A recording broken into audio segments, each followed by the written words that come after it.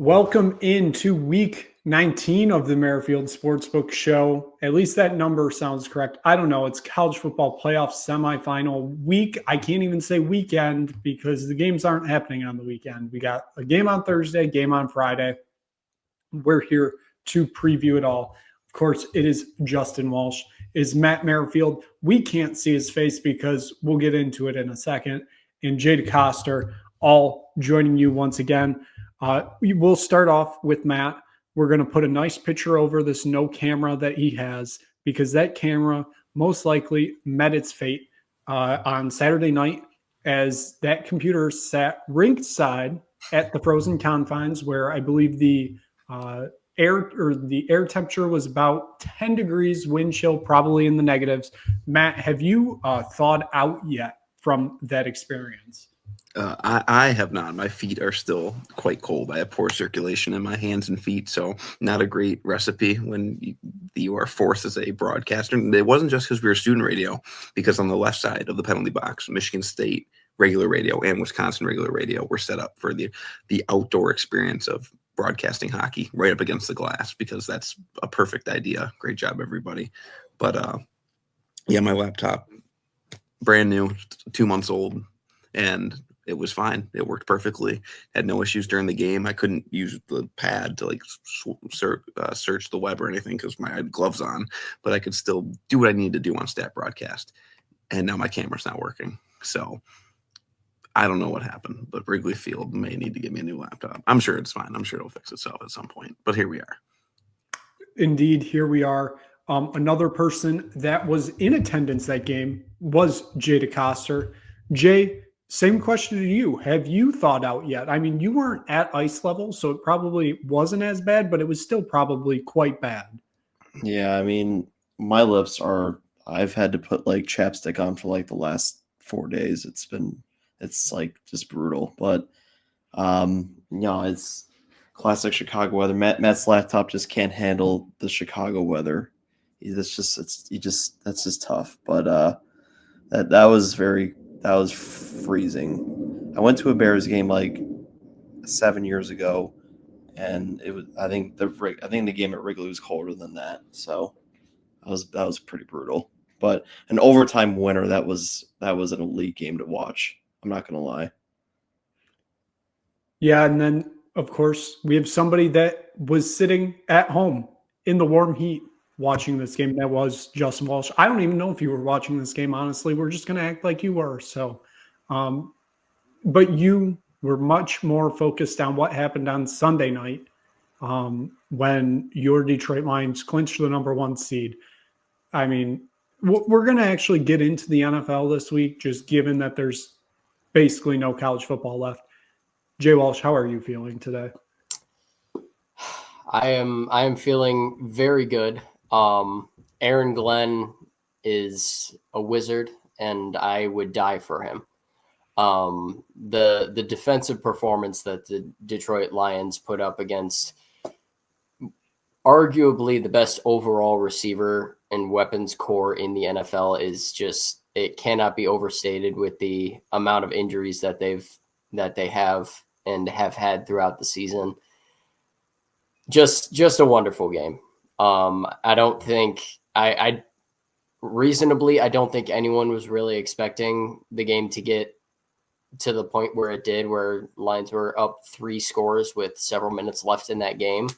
I was expecting it to be a very tight game. I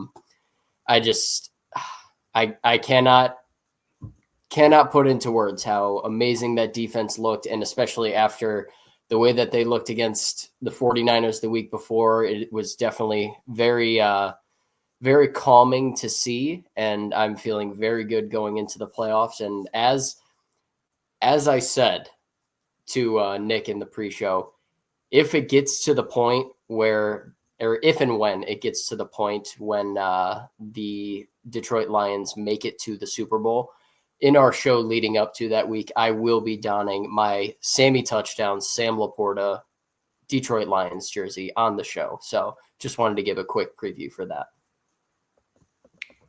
I mean, yeah, I got nothing else to say other than that. Shout out the Cleveland Browns. number 2 pick in the draft. Let's trade down, guys. Let's trade down. Let's trade to a team desperate for a quarterback like the Chicago Bears because they definitely need a quarterback. But let's just say that. Definitely need a quarterback. Right, Jay? You're not going to talk about the other team you support, the team you own. The Saskatchewan Roughriders didn't play this weekend, Jay. I don't know what you're talking about. Nick, we have some breaking news. Oh, God. Speaking of outdoor hockey, the host of the 2026 Winter Classic Can we take a guess? has been reported. Is it the Panthers? It is the Florida Panthers at Lone Depot Ballpark. Incredible. So it's going to be a Winter Classic in a dome because they're not opening the roof for that. Correct. Awesome. This is Great work, everybody. This is everybody. utter woke nonsense. Clap it up, guys. Let's give a round of applause for the NHL. Shout out Gary Bettman. Shout out the league. Hashtag grow the game. Let's go to JDC for initial comments and concerns, considering he seems to be the most surprised. And this is utter. Well, I'm not surprised it's Gary Bettman, but what is this utter woke nonsense? A Winter Classic in Miami, Florida, where nobody gives a what about hockey down there? I mean, hey, they won a Stanley Cup, and that arena was packed. I mean, sure, they're all bandwagoners, probably from I don't know. Nobody gives up. What about hockey down there? And they're gonna put it in. They're gonna put it in Arlington, Texas now for the Stars. they played at the Cotton Bowl like 4 years ago. Yes, that is true. I know my great NHL facts right now. Your hockey team is puddle, Jay. Don't want to say. Yeah, yes, they are. The Blackhawks are dog They're shit. very bad. Oh, they're quite awful. But Jay, I can't wait for you to find out who the rumored host of the Stadium Series is next year. Also, just so you know, it's the Tampa Bay Lightning. That's 2 outdoor games in Florida next year. At Raymond James Stadium. Well, yeah, that's the only stadium Tampa has right now. Tampa is outdoor. The St. Pete Tropicana is outdoors at the moment, just so you know. Yes, it's so true. Geez. But hey, we're fixing it. Apparently, that was a report from like 2 days ago. But anyways, I mean, yeah, I don't know if we can truly just top this start of the show. So much hockey talk. It's honestly incredible that we've gotten to this point because there's so much going on in hockey right now that we could talk about, but we're going to get into the college football playoff because that is truly what you're here to see. Let's just do quick around. We'll go around the table, even though it's not a table. Biggest surprise or biggest takeaway from the quarterfinal round. Jay Walsh, we'll start with you.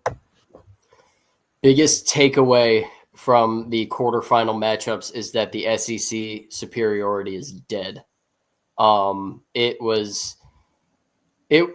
might be the highlight of the college football season for me was watching Notre Dame beat Georgia thoroughly in that quarterfinal matchup. I can't even put into words how happy I was to see that happen. And it really disgusts me to be openly rooting for Notre Dame in football.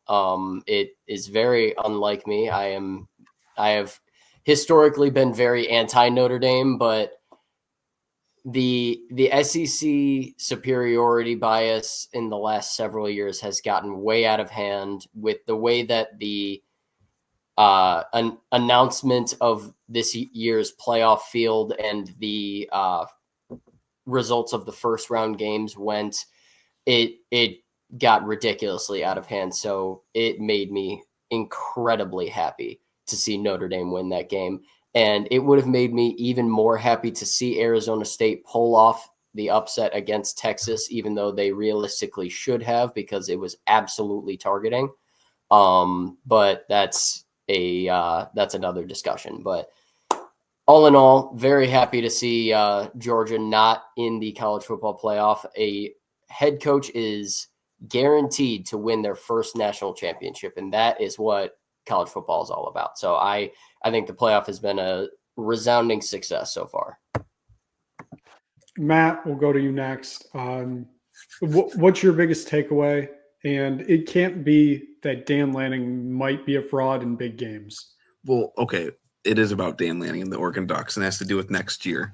Of it's shit or get off the pot time for him specifically in these big games, because this Oregon team everybody knows was really good and was a top 3 team in the country this year.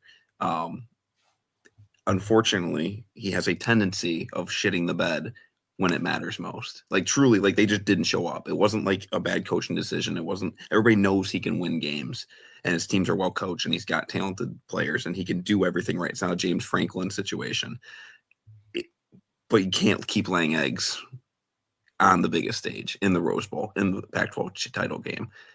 It just. So that's my biggest concern, and maybe he'll get over the hump next year. I don't know. Is Dante Moore any good? I don't know. I know they went and tried to get another transfer quarterback, but we'll see. But this was a really good opportunity, and I know Nick, you said this that Bo Nix would not have let what would happen on Wednesday happen, and there probably is some truth to that. But Dylan Gabriel, I don't think Dylan Gabriel is going to do anything in the league. Him and Bo Nix are not nowhere near the same quarterback, in my opinion. But we'll have to see. We'll have to see what happens. But sad to see for the Ducks. But also, once again, if you're not wearing maize and blue, Ohio State's going to run right through you. And Matt, like we said, when we knew that game was going to happen, Oregon should have pulled out those uniforms from 2016 that honored the state flag of Oregon that were yellow and blue. They should have done it, and they would have won the game easy. Jay, what's your biggest takeaway from the quarterfinal round? I mean, yeah, the Rose Bowl. I thought Ohio State was going to win, but I didn't expect them. I expect Oregon to lay down like that. I mean, yeah, Matt's right. Michigan and Ohio State has a Michigan problem because they're probably going to win the national title. I mean, they're the most talented roster right now. Jeremiah Smith is all world, and he's only a freshman. I mean, just see what he did against that secondary is insane. And Will Howard, I mean, he's been ever since that Michigan game, he's been balling. I didn't really expect to see that out of him. And frankly, like it's gonna be crazy to see Ryan Day win a national championship because I think they're gonna get it done. I mean, like I said, when they're not playing Michigan, they're the best team in the country. They're the most talented team, and they got that $20 million roster, and they're gonna win it all. They're on a roll right now. Yeah, I mean, it very much looks like Ohio State is just going to tear through whoever their next 2 opponents are. Well, obviously, we know Texas is one of them, and obviously, if they get past Texas, it will either be a rematch of a game last year or a rematch of a game this year. So I think I saw today on FanDuel, they were giving out Ohio State or the field for national championship odds. I believe Ohio State is like minus 150.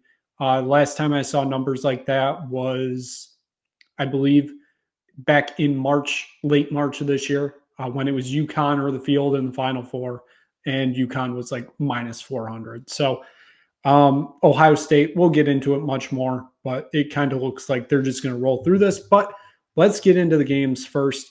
On Thursday night in the Orange Bowl, I should say, got Rose Bowl on the mind, but it is the Orange Bowl down in Miami. It is Notre Dame going up against Penn State.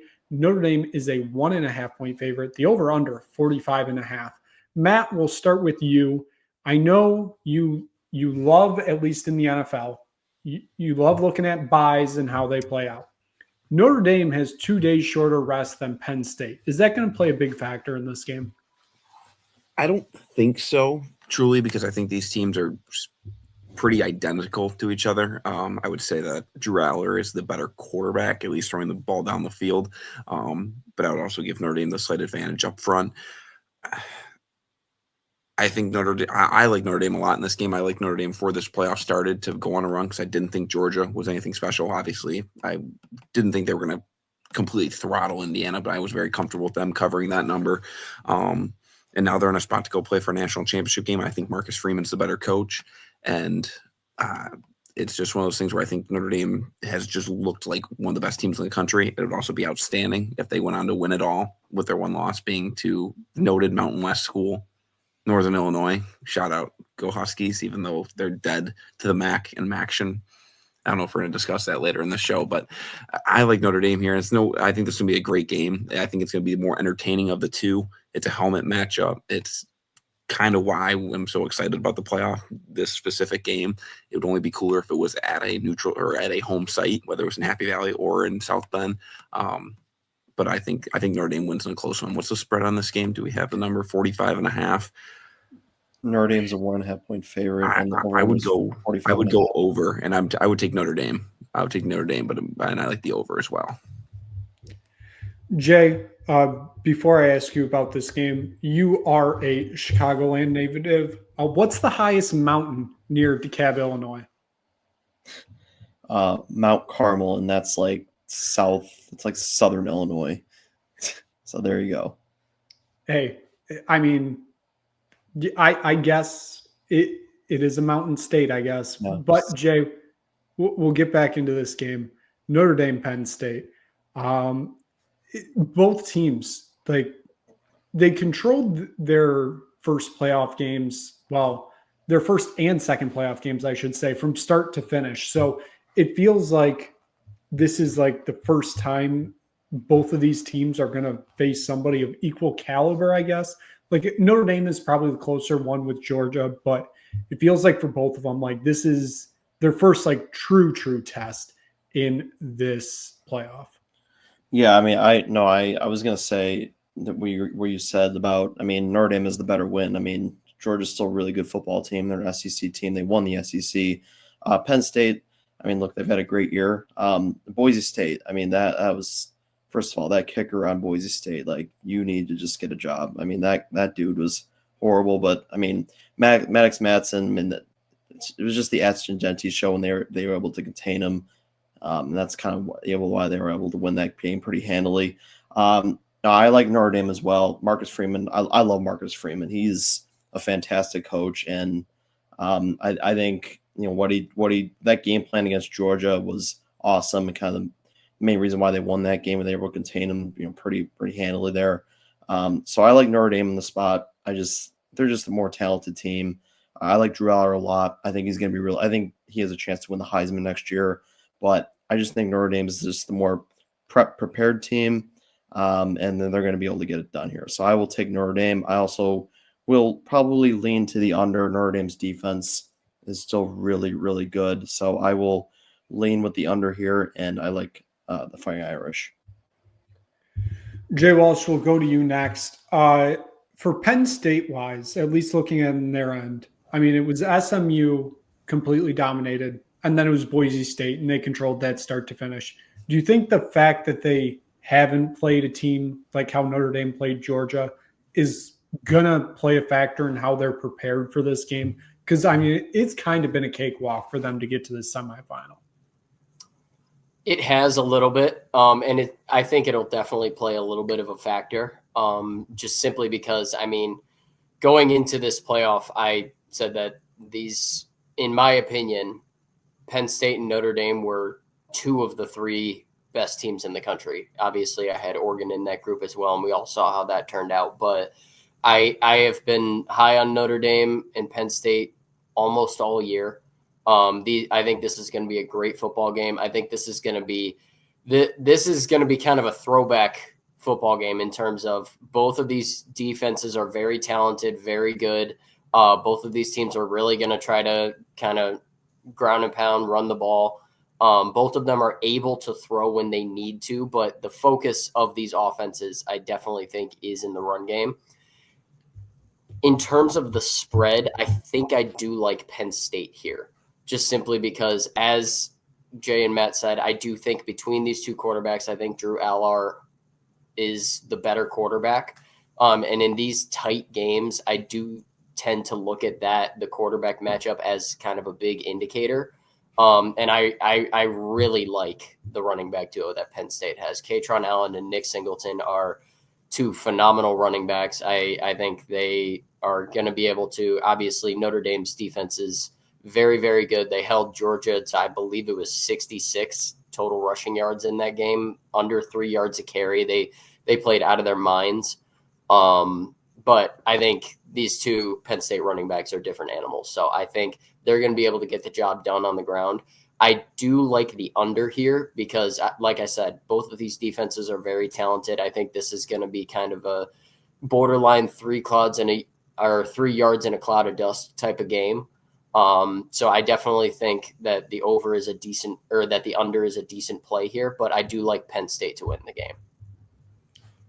I completely agree with you, Jay Walsh, on the this game feeling like 3 yards in cloud of dust for both sides, because both sides have looked really good running the ball this postseason. I think Penn State's been the better one, but obviously you have to play into effect. They haven't been facing some of the best defenses. I mean, Notre Dame really hasn't either, but this is probably the one I'm more excited about compared to the Cotton Bowl, which we'll get into in a minute. I just think this is going to end up playing out to be a better game. I really think either side has a good chance to win. I think Vegas basically has it right on the head for a line here. I think Notre Dame should be a slight favorite, but I don't think it should be by much more than what it is. I personally like Notre Dame in this one. I don't know. The past few weeks, I've just kind of fallen in love with this Notre Dame team because I think it would be absolutely hilarious for, like Matt said, if they win a national championship and their one loss is to Northern Illinois, because like it's funny. We're here for funny things, and that would be quite funny. I don't think that they could beat either of the teams they would potentially face in a national championship, but I like Notre Dame to win this one. I think they'll be on to Atlanta to play for a national championship. I think this one's going to be close. I think it's going to be low scoring, so give me the under. And since I'm picking Notre Dame, that is the reason why I pulled out the Toronto St. Pat's jersey. It's the closest thing I have to anything Irish or Notre Dame. So shout out the Maple Leafs. That's all I got. So let's move on to the second playoff game, and that is the Cotton Bowl. It is Ohio State, who is a 5.5-point favorite, going up against Texas. The over-under is 53.5. Jay DeCoster, we'll start with you on this one. Texas, I mean, I don't know what to think of this Texas team. They were in control of that game in the Peach Bowl, and then that second half, it collapsed, and they probably should have lost that game. Ohio State has been on a tear in the past 2 playoff games. Are we going to see Ohio State go on a tear again in this game, or is Texas going to put up a better fight than what Oregon and Tennessee have? Yeah, I mean, I said earlier Ohio State's on a roll, and I said they're going to win the national championship. I stand by that. However, I think Texas can make this a pretty good game. Look, I mean, for three quarters of that game, they were dominating, and they just, for some reason, they fell apart. And honestly, they got kind of lucky. There should have been a targeting penalty, and they were able to find a way to win. And now you got a de facto home game in Dallas, against a team that is rolling right now. I think Texas can definitely keep this close. People are writing them off, or they're calling fraudulent. I think they can keep this pretty close. I mean, they still got a hell of a lot of talent to keep this competitive. -6 right now. I would take Texas to cover. I do like Ohio State to win. I think this will also be I think 2 of these games are going to be phenomenal. I just don't see Texas getting blown out on the spot. It's a de facto home game. Ohio State's been really good, but I mean, Texas can keep this really close. I'd also take the over. I think 2 of these quarterbacks are going to put up a lot of points, especially Ohio State with those receivers. It's going to be a very fun game to watch. So give me Texas to cover. That's just a lot of points in a game like this. Jay Walsh, we'll go to you next. Jay mentions this is most likely going to be a de facto Texas home game. But do you think the fact that it is going to snow in Texas this week leading up to this game is going to lead to Texas fans staying home because they don't know how to drive in the snow, and lead to more Ohio State fans in that building because obviously Ohio is more accustomed to the snow? I can't lie to you. That is an incredible piece of analysis right there. So I want to give you props for that one. A lot of people over the last several years have talked about how snow possibly hurts Ohio State in games. Obviously, this being an indoor game, not gonna matter there. But I love the direction you're going there. As for the game itself, I'm not going to think too hard about this one. I'm going Ohio State. The last several weeks, I have been very vocal about saying I don't think Texas is real, and frankly, they didn't show me anything in the Arizona State game that proved otherwise. So Ohio State is absolutely rolling. Texas obviously has a very talented defense, but this is the first time all year, and I 100% mean all season, that they are playing an offense as talented as Ohio State. There are very few offenses this talented around the country, and Texas has yet to play a team like that. The probably the most talented offense Texas has played throughout this year is Georgia, and they lost both of those games. The wide receiver group that Ohio State has is just phenomenal. Obviously, Jeremiah Smith is going to haunt all of our nightmares as Michigan State fans for the next 2 years. But he's going to look phenomenal on my fantasy team in 3 years as a rookie in the NFL, but that's beside the point. Ohio State's able to run the ball when they need to. Obviously, as we've said, Will Howard has looked very confident, he's played very, very well the last couple games. So I am rolling with Ohio State here. I like them to cover. I do like the over here because I think Texas is still capable of putting up points, but I just don't think they can keep up with Ohio State in this game. And then, Matt, we'll go to you last on this one. Obviously, Jay Walsh just mentioned it, and I was going to turn that into your question, but he already mentioned it. Texas, it doesn't feel like they have played a offense like Ohio State has this year. The closest one would probably be Georgia, and they lost both of those games. Do you think Texas is just going to be overmatched here on the defensive side of the ball? Or do you think they're going to put up a bigger fight because people are counting them out? Or you can answer the question about the snow. It's up to you, whatever you want to talk about here. I think Ohio State covers the number. I forget what I got it at. And as soon as the line dropped, I know you and I were kind of waiting for it to drop as soon as Ohio State went out in that Rose Bowl and did what they did last week. I think it might still be at 5.5. I like Ohio State. I think the defense will be fine. Obviously, Ohio State will have its way, but I think the defense will do its job. I think the bigger problem will be Quinn Ewers and Texas's offense against the front of Ohio State. I think that's going to be the bigger issue. As much as I like Quinn Ewers, to be honest, and I think he's gotten a little too much disrespect. I think the issues at Texas are bigger than him. And he still found a way, and they put up 38 and 39 in their 2 playoff games, respectively. But it's hard not. Ohio State's a train that doesn't seem like it's going to stop rolling, and I don't think Texas is the one to stop it from rolling. I think Notre Dame's the only team that can do it of the teams that are remaining. Not saying Notre Dame would win that national title game, but they're the ones I think that can beat Ohio State. So I'm going Ohio State here, and I would probably also take the. I think I would take the over simply because I think Ohio State and Texas are both going to score at least 20 points. And at that point, I think Ohio State can win this game 35-20, and that would get you to the over. So I'll lean over in this game. And then Matt just mentioned Quinn Ewers. Obviously, this is I don't even know if you call it a revenge game for him because he was really only at Ohio State for the NIL money. He played against State. What? He played against Michigan State in 21. He did. That was one of his 5 snaps that he played that year, but he did play against Michigan State. I don't think that plays much of a factor in this one. Even though this most likely will be a de facto home game for Texas, I don't think it's going to end up mattering. Ohio State, like has been said from everybody here, freight train. I don't see them getting stopped by Texas. Maybe Texas keeps it close in the first half, but then I think Ohio State puts the foot on the gas and just takes off to Atlanta for the national championship. I like the over here just because it kind of feels like both teams can put up points.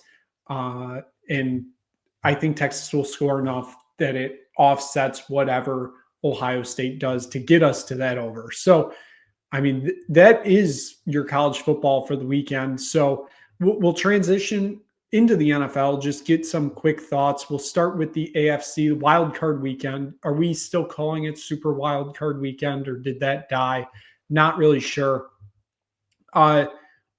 We got an interesting mix of teams in the playoffs this year, especially in the AFC. The NFC, it's a little more expected, but I know me and Matt were happy that one specific team made the playoffs.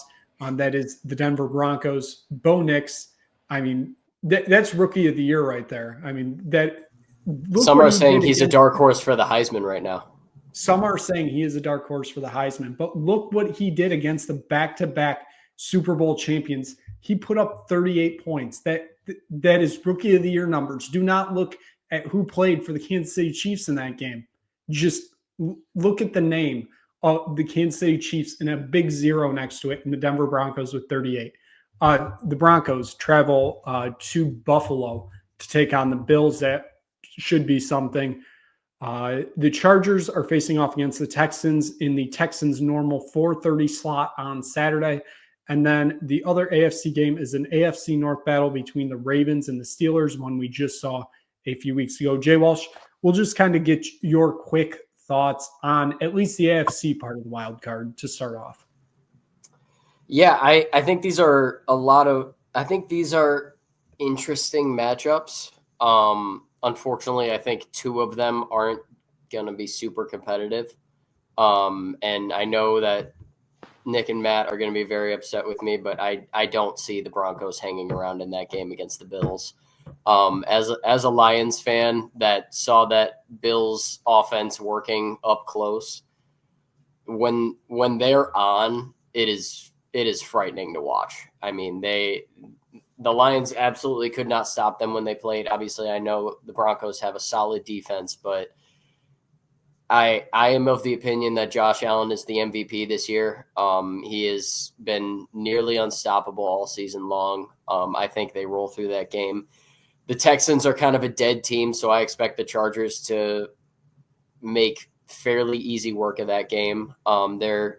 Chargers are kind of like the NFL equivalent of what I see Notre Dame and Penn State as, which is they are primarily they're going to try to run the ball down your throat. They're able to pass when they need to. Obviously, Justin Herbert is a very talented quarterback, former Oregon alum, obviously.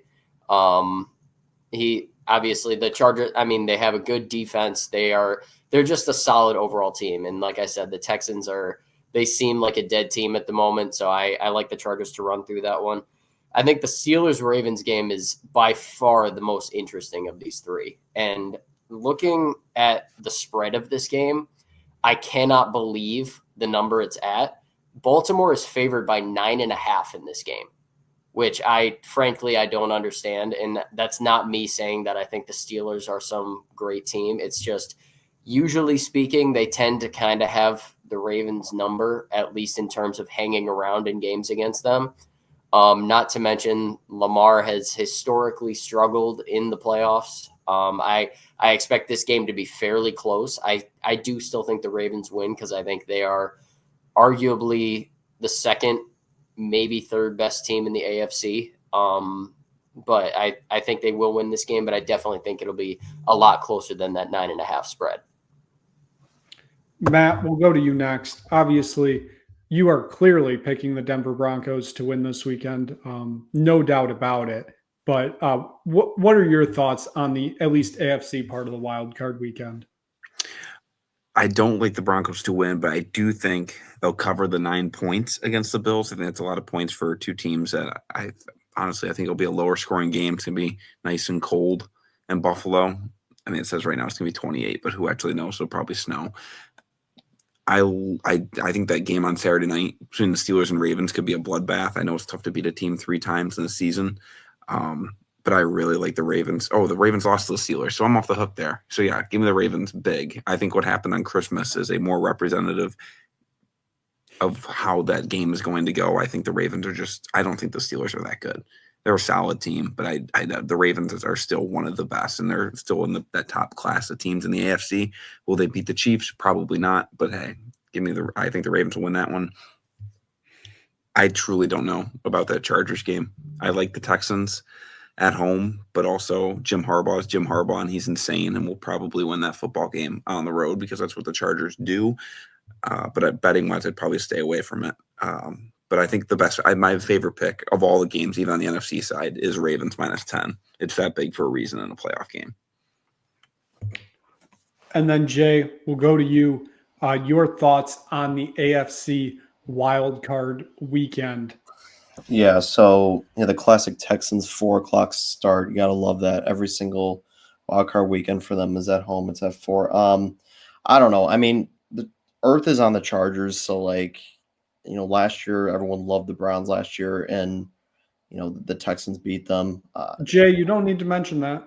Don't need to mention that. I'm sorry. I'm really sorry, but CJ Stroud's been pretty. He's had a sophomore slump type of year, so I would probably lean with the Chargers just because. I mean, Jim Harbaugh, like Matt said, Jim Harbaugh is a very good NFL coach, so I would probably lean with the Chargers there minus the 2.5. Ravens Steelers. I mean, the Steelers are bad. I mean, not bad, but they're on a slump. I mean, it's just the classic Mike Tomlin special. They get off to a great start and they just choke at the end of the year. So I'll take the Ravens. I know it's an interdivisional matchup, but Ravens not a great playoff team. I think they can get it done against a Steelers team that's limping right now. And then Denver and then the Bills. Or I'd probably lean with the Bills. I mean, like Jay Walsh said, Josh Allen's the MVP. I mean, it's at home. I think the Bills are. I think them and the Lions are going to be playing in the Super Bowl, in my opinion. So I will take the Bills in this game to cover the 8.5. Yeah, I mean, the Texans seem like they've been a dead team for the past few weeks. I kind of like the Chargers in this scenario. Jim Harbaugh really has revitalized that team. He's made Justin Herbert look like a very good quarterback again. I don't think Justin Herbert in hypothetical situations is as good, though. I mean, he is in hypothetical situations. He's up there with the SEC in winning all hypotheticals. But I like the Chargers in that one. Ravens Steelers. Hope both teams lose. We'll move on from there. And then I love Bo Nix. They're not winning this game, sadly. Give me the Bills in that one. So we'll take a look at the NFC picture now. It is the Eagles hosting the Packers. Then on Sunday night, you got the Buccaneers, Commanders. And then on Monday night, you got Rams, Vikings. Matt, we'll start with you.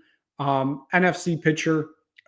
We kind of expected most of these teams, I think, to be here this year. The only ones are probably the Commanders and the Vikings. Nobody really expected to make the playoffs this year, but here we are anyways. What are your thoughts on the NFC? I think the best bet of the weekend, besides the Broncos, or not the Broncos, besides the Steelers, is the Rams on Monday night. I love the Rams. I think they're a much more dangerous team than people give them credit for.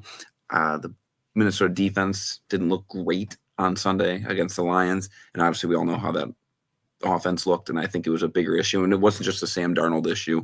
I think the Vikings as a whole, Kevin O'Connell doesn't show up in the big games, as we've kind of quickly found out with this Vikings team. It's, even since they've moved on from Zimmer, it seems to be the same story with this team. Doesn't matter who the quarterback is, doesn't matter what weapons they have. I mean, they had Thielen and Diggs. They've moved on to Jefferson and Addison. It's the same story.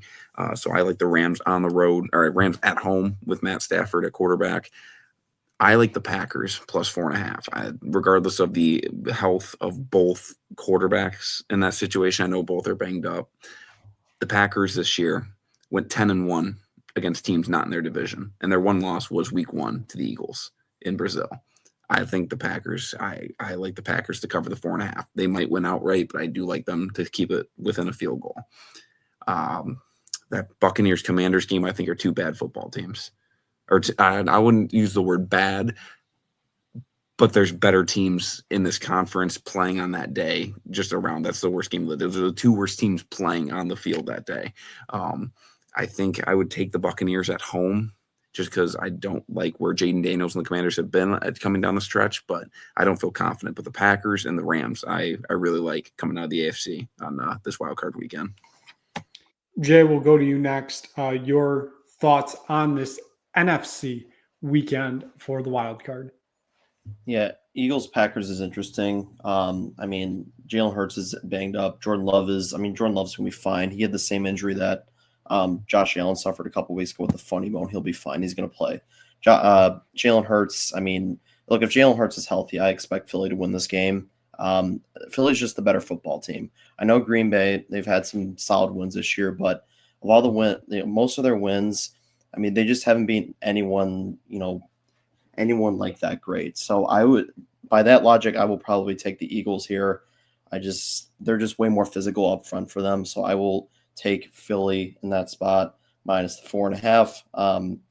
Washington, Tampa, I would probably take Tampa in the spot. Commanders are a good story, but I mean, Baker Mayfield's got playoff experience. I mean, Tampa's been there, done that. I feel like they always win a game like this at home. So I will take the Buccaneers. I think the Buccaneers are just also a better football team. And then Vikings, Rams. I like the Rams as well. I mean, the Vikings had their chance to get that number 1 seed, and they got outplayed in every facet. So I like Rams are also really hot right now. They were struggling early, one of the hottest teams in the league in the last 5 to 6 weeks. So I like the Rams at home with Matthew Stafford. So give me the Rams in that spot. So Jay Walsh, will end with you. Obviously, you will have a keen eye on all these games this weekend in trying to determine your opponent for next week. But before I ask you what are your thoughts on all the games this weekend, how terrified are you of the Green Bay Packers winning this weekend?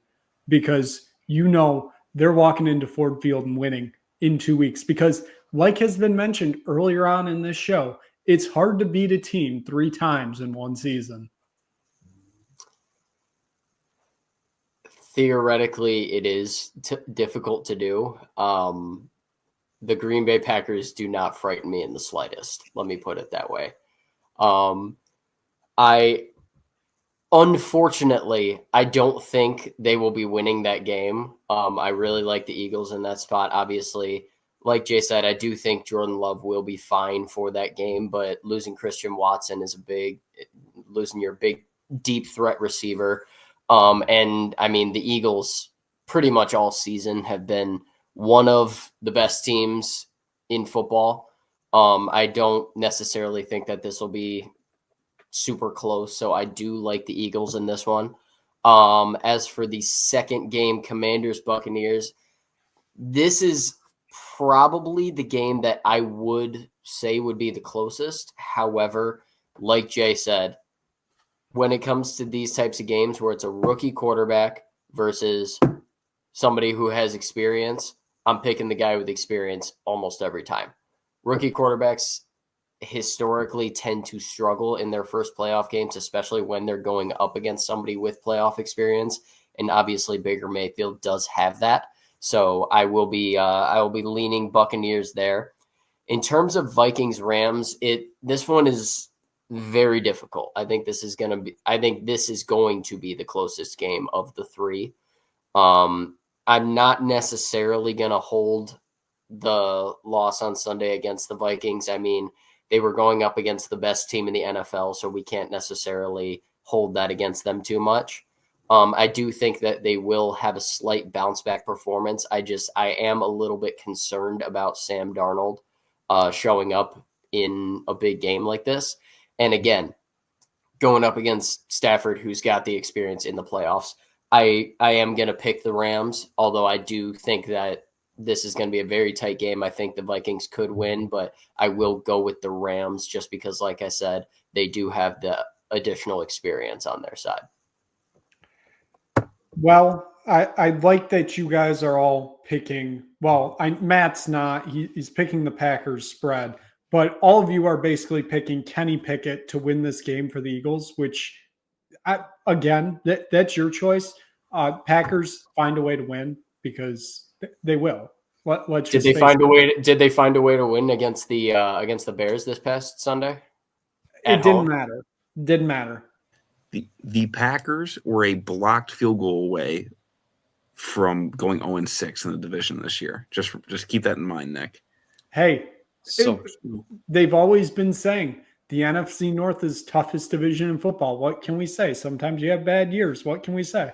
I mean, I will give him that in the fact that statistically speaking, based on the number of wins in the division, the NFC North this season was the greatest division in the history of the NFL. The previous best was, I believe, the 2013 NFC West, in which the winning team went, I think, 13-3. Second place was 12-4, and then third place was 10-6. So I do think statistically this was actually the best division in the history of the NFL. But at the same time, the Packers have lost to every good team they've played this year. So I can't pick them to beat the Eagles in this game. Again, you're putting your life in Kenny Pickett's hands, basically. So Absolutely. his very small hands. Kenny two gloves, baby. Kenny two gloves. I don't know. Packers. This is delusion talking. Packers find a way to win. I can't pick the Buccaneers because we'll just have to hear about it for another week and a half about how, we let a certain quarterback go. Guys, it was never going to work in Cleveland. Sorry. Hate to break it to you. It was never going to work. And then the other game, which is the Rams game. I like the Rams. I think a lot of people are very, very much underestimating just the amount of, emotions for the Vikings that obviously go into that final game of the season. You had a chance to be a 1 seed, win the division, and have a bye this week.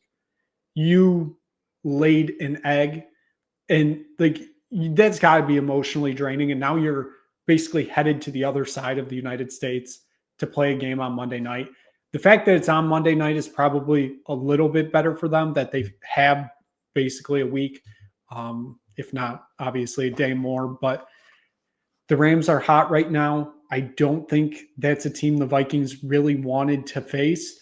And I honestly didn't even realize the Rams had a option to fall to the 4th seed. I thought the Buccaneers locked that in, but obviously with the Rams losing on Sunday, that has them fall to the 4th seed.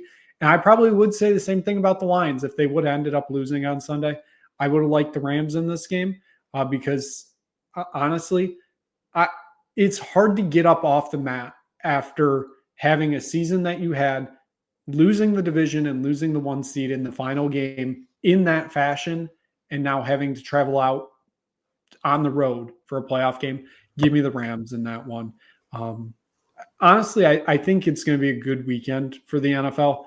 Yeah, there are some dud games, but I think it's going to be a good weekend.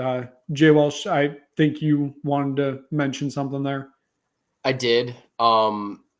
And obviously you're probably going to call me a homer here, but when I don't necessarily know that the Lions would have been in the same situation as the Vikings here, just simply because it is against Stafford. And I think playing against Stafford is always going to get a rise out of the Lions. So I think they would have come in prepared, but I do like your point about the fact that it is hard to get up off the mat when you've been knocked down like that. So I do like your point there. And I do just want to clarify, as a Lions fan, I would much rather play either of the two teams from the NFC North than who they're playing against. So I am rooting for the Packers and the Vikings to win.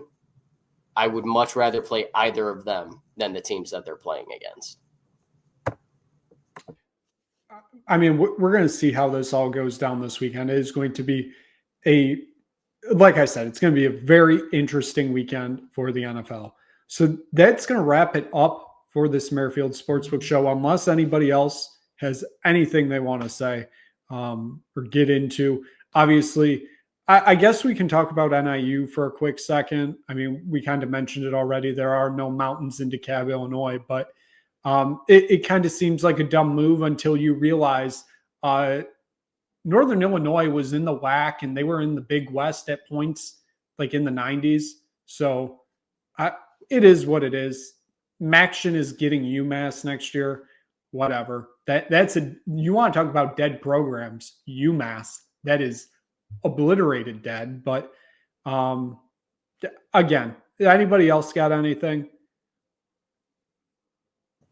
I do want to bring up the fact that my childhood hero and my Tiger forever, Justin Verlander, a couple hours ago signed with the San Francisco Giants on a 1-year contract.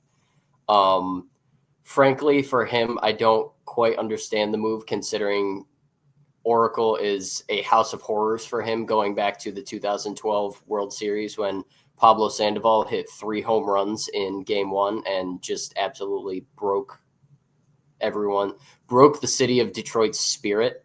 But I just want to say to the Giants, treat him well. I still hold out hope that eventually Justin Verlander will return to the Tigers and retire a Tiger, but I am very much losing faith that that will ever happen at this point.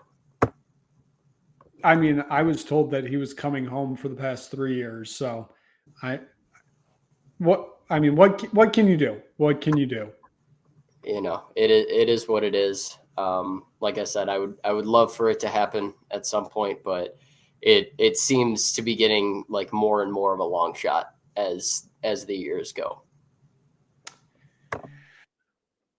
Well, that is officially, we're going to close it on that. We're going to wrap it up here on Merrifield Sportsbook Show. Thank you so much for watching. If you just stumble across this, click like, click subscribe, tell anybody you know about it. Check out the other videos on this channel. Guess what? Carabao Cup semifinals for Tottenham Hotspur start up Wednesday. You'll see Top of the Perch recapping what is most likely going to be like a 5-2 loss. Can't wait for it. Jay Walsh, congratulations on Newcastle winning their first leg against Woolwich Arsenal. I wish I could say we're going to see you in the final, but Tottenham Hotspur not going to make it. I can guarantee that. We should have had Ray as a special guest on the show this week just so I could talk shit to him about it. I mean, we could next week after you officially clinch a spot in the final. That would be next month because it's not. Never mind. I'm just rambling here now. Yeah, Carabao Cup, fun times. We love the Carabao Cup. Make sure you tune into Top of the Perch to see that one. So for Jay Walsh, for Matt Merrifield, who we haven't seen the whole episode, he may not even be real. Who knows? For Jay Coster, Nick Burt, we are signing off here. We will see you again next week. We will be previewing the national championship, whoever it may be, and then, of course, the NFL divisional round here on the Merrifield Sportsbook Show.